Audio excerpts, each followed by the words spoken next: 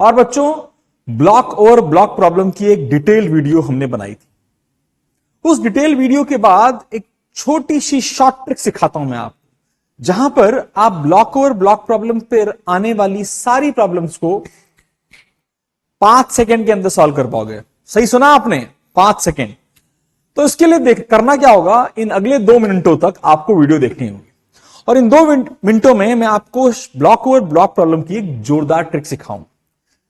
Block और block problem की 2 categories होती हैं, मेजर कैटेगरीज, जहां पर बेटा क्या होता है, एक रफ सरफेस पे 2 ब्लॉक रखे होते हैं। Let's say the above block is mass m1, the lower block is mass m2।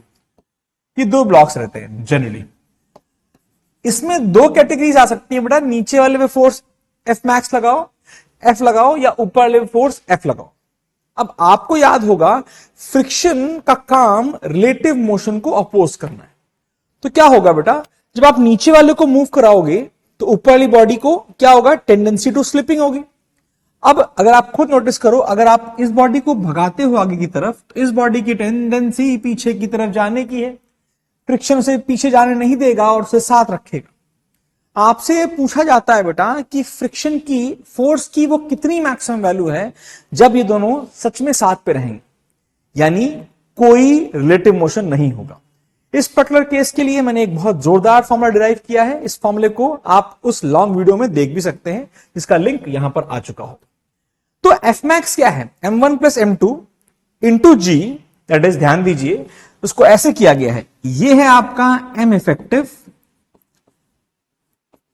ये है आपका जी ही रहेगा जनरली, और ये है आपका म्यू इफेक्टिव।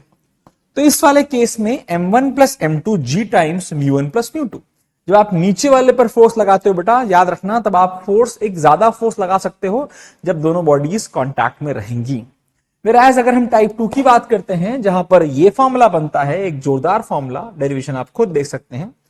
ये फॉर्मूला और इन दोनों फॉर्मूले को लगाना बहुत सिंपल है। आओ अगले कुछ क्वेश्चंस करने की कोशिश करते हैं। आपके सामने पहला प्रश्न हम रखा है मैंने, किस पर फोर्स लगाई गई है सर? सर नीचे वाले पर लगाई गई है सर। और अगर नीचे वाले पर फोर्स लगाई गई है तो फॉर्मूला कौन सा लगेगा सर? सर हमें याद बताया था आपने, नीचे वाले पर फोर्स लगे तो फॉर्मूला है m1 plus m2 into g and म्यू1 प्लस म्यू2। अब आपको अगर ये फॉर्मूला याद है तो ये क्वेश्चन हलवा है और आप सेकेंडों में से निकाल पाओगे। हाँ भाई, what is m1 plus m2? Sir 6। What is g? Sir 10। What is mu1 plus mu2? Sir ji 0.2 plus 0.3 0.5। तो यार सर 10 6 5 बराबर 30 न्यूटन।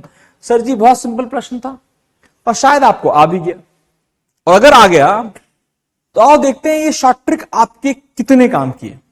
2019 ये सेम प्रश्न जो आपके सामने रखा है विद द सेम ऑप्शंस आया था। 10 सेकेंड के अंदर इसको सॉल्व करो और कमेंट में बताओ आंसर क्या है। Please understand, it is a very बकवास क्वेश्चन। खुद सॉल्व कीजिए, मैं आंसर बताऊंगा नहीं, मैं आंसर पिनअप करूंगा 24 आवर्स के बाद। आइए देखते हैं आपका आंसर क्या आया होगा। ABCD में से कुछ भी आ सकता है, ऑब्वियसली सही आया होगा। और हमने कहा एक और प्रश्न जो 2023-24 में काफी जबरदस्त हो सकता है, काफी इंपॉर्टेंट हो सकता है, जो आ भी सकता है। तो बताओ सर इसमें एफ मैक्स क्या आएगा? सर फॉर्मूला तो आपने लिख रखा है, और अगर सही लिखा है तो आप इसका भी आंसर मुझे कमेंट में बताइए। अच्छा, इसका आंसर हम सॉल्व कर लेते हैं यार। जेई वाला आप सॉल्व कर चुके हैं, पीठ दबाऊंगा मैं अगर भाई साहब सही किया होगा आंसर आपने। इसका आंसर क्या है कमेंट में लिख चुके हो तो बहुत अच्छी बात है, नहीं तो आओ देखते हैं आंसर क्या है। m1 upon m2 that is 2 upon 4 into m1 plus m2 that is 6 into g into बेटा म्यू1 माइनस म्यू2। जनरली ऊपर वाली सरफेस का कोफिशिएंट ऑफ फ्रिक्शन ज्यादा होता है, तो म्यू3 माइनस म्यू2 इज 0.1 और दिस आंसर इज कितना हो गया? 1 6 12 3 न्यूटन्स। अगर आपका सही आंसर आया भाई साहब तो कमेंट कीजिएगा। और क्या आप सच में इसे 5 सेकंड में कर पा रहे हो तो प्लीज लाइक करें, शेयर करें, हमें सब्सक्राइब जरूर करें। ऐसी जोरदार ट्रिक बनाएंगे कि 30 क्वेश्चन जेई के और 50 क्वेश्चन नीट के पहले से ही किस टाइप में आएंगे वो हम आपको बता के रखेंगे। एक टाइप ये है। मिलते हैं एक और वीडियो के साथ बहुत जल्दी, तब तक पढ़ते रहो, फोड़ते रहो और शिवालिक क्लास को लाइक शेयर एंड सब्सक्राइब करते रहो। बाय बच्चों।